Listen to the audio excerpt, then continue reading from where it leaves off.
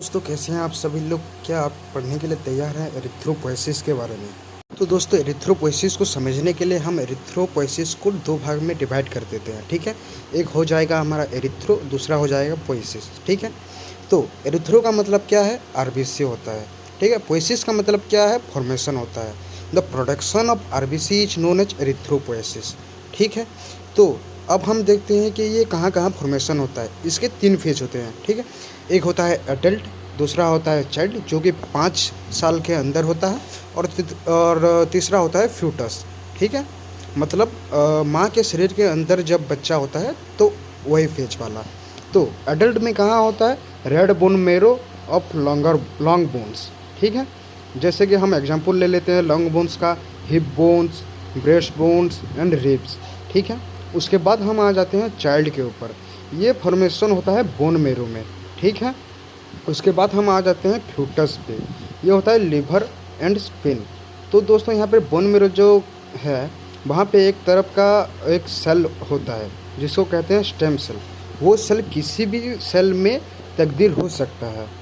तो दोस्तों फॉर्मेशन तो हमने देख लिया, अब देखते हैं कुछ डिसऑर्डर के बारे में। ठीक है, जब आरबीसी नंबर बहुत ज़्यादा हो जाता है तो उसको कहते हैं हम पॉलीसाइथेमिया। ठीक है, उसके बाद decrease in number of RBC is known as erythropenia. ठीक है, तो अब हमने समझ लिया कि आरबीसी के कंपोनेंट्स क्या है, आरबीसी फॉर्म कैसे होता है। अब देखते हैं फंक्शन ऑफ आरबीसी। आरबीसी क्या काम करता है। ठीक है, ये क्या करता है, टिश्यू को ऑक्सीजन प्रोवाइड करता है, और जो टिश्यू से निकलता है जो कार्बन डाइऑक्साइड, उसे लंग्स तक पहुंचाता है।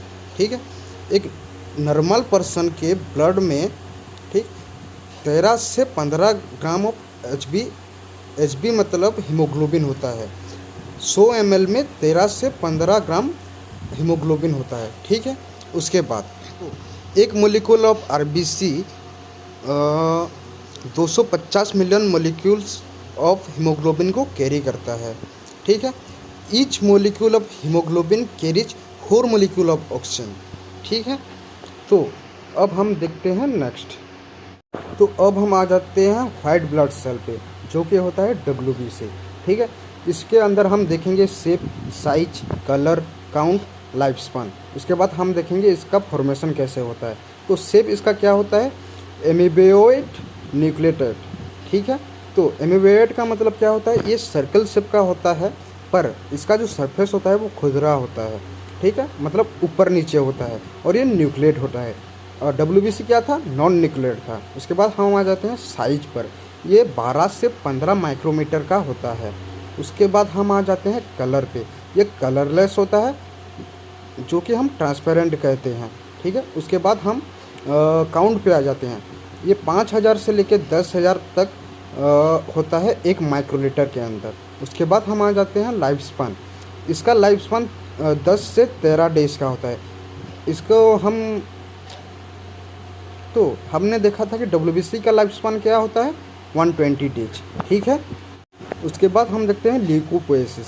ये क्या है, WBC फॉर्मेशन के प्रोसेस को ल्यूकोपोएसिस कहा जाता है। जैसे हम एरिथ्रोपोएसिस को 2 भागों में डिवाइड कर देते हैं समझने के लिए, इसको भी हम 2 भागों में डिवाइड कर देते हैं। एक हो जाएगा ल्यूको, दूसरा हो जाएगा पोएसिस। ठीक है, तो ल्यूको का मतलब क्या हो जाता है, WBC। पोएसिस का मतलब हमने पहले समझा था क्या होता है, फॉर्मेशन। ठीक है, the production of WBC is known as leucopoiesis. इसका 2 तरह से हम डिवाइड करते हैं। इसका 2 फेज होता है, एक होता है एडल्ट, दूसरा होता है फ्यूटस। एडल्ट और फ्यूटस के बारे में हमने पहले समझ लिया है। ठीक है, तो एडल्ट में कहाँ कहाँ होता है, ये liver, spleen, tonsil, bone marrow में होता है। ठीक है, और फ्यूटस में कहाँ कहाँ होता है, लिवर और स्प्लीन में होता है। तो increase in number of WBC is known as leukocytosis. ठीक है, तो डिक्रीज क्या हो जाएगा, ल्यूकोपेनिया। जैसे कि अब हम ऊपर चले आते हैं, यहाँ पे आप देख सकते हैं एरिथ्रोपेनिया जैसे आरबीसी के डिक्रीज को कहा जाता है। ठीक है, उसी तरह ल्यूकोपेनिया कहा जाता है हमारे WBC के डिक्रीज को। ठीक है, इसको हम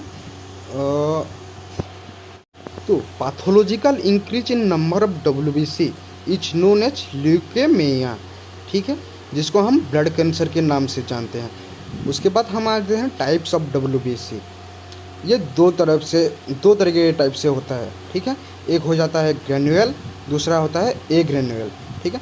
ग्रेन्यूल में 3 तरह के कंपोनेंट्स होते हैं, न्यूट्रोफिल्स, एसिडोफिल्स, बेसोफिल्स। न्यूट्रोफिल्स कितना होता है 62%, एसिडोफिल्स कितना होता है 2.3%, बेसोफिल्स क्या होता है 0.4%। ये जो परसेंटेज है ये टोटल WBC के परसेंटेज से, WBC को हम अगर 100% लेते हैं तो ये इसका परसेंटेज है। उसके बाद हम आ जाते हैं ए ग्रेन्यूल पे। इसमें 2 तरीके के होते हैं, एक लिम्फोसाइट्स, दूसरा मोनोसाइट्स। लिम्फोसाइट्स कितना होता है 30%, मोनोसाइट कितना होता है 5.3%। तो अब हम देखते हैं ग्रेन्यूल WBC को, ठीक है।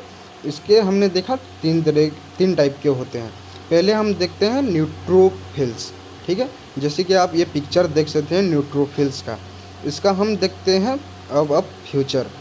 ये nucleus with in 3 to 4 lobes होता है, ठीक है। इसका जो न्यूक्लियस होता है वो 3 से 4 लोब्स में होता है। ये स्टेन विथ न्यूक्लियेटरल डाई, ठीक है। उसके बाद हम आ जाते हैं फंक्शन पे। ये बैक्टीरिया को फैगोसाइटोसिस के प्रोसेस के मदद से ये डिस्ट्रॉय करता है बैक्टीरिया को। और ये कहाँ प्रोड्यूस होता है, बोन मेरो में प्रोड्यूस होता है। उसके बाद हम आ जाते हैं एसिडोफिल्स। इसका दूसरा नाम यहाँ पे पढ़ सकते हैं आप। ये कैसे दिखता है आप देख सकते हैं, ठीक है। तो इसका फीचर क्या हो जाता है, न्यूक्लियस विथ 2 लूप्स। इसका जो न्यूक्लियस है जैसे कि आप सभी लोग देख सकते हैं, ये जो पर्पल कलर का है ये 2 लूप्स में होता है। ये स्टेन विथ एसिडिक डाई, ठीक है। उसके बाद हम आते हैं फंक्शन।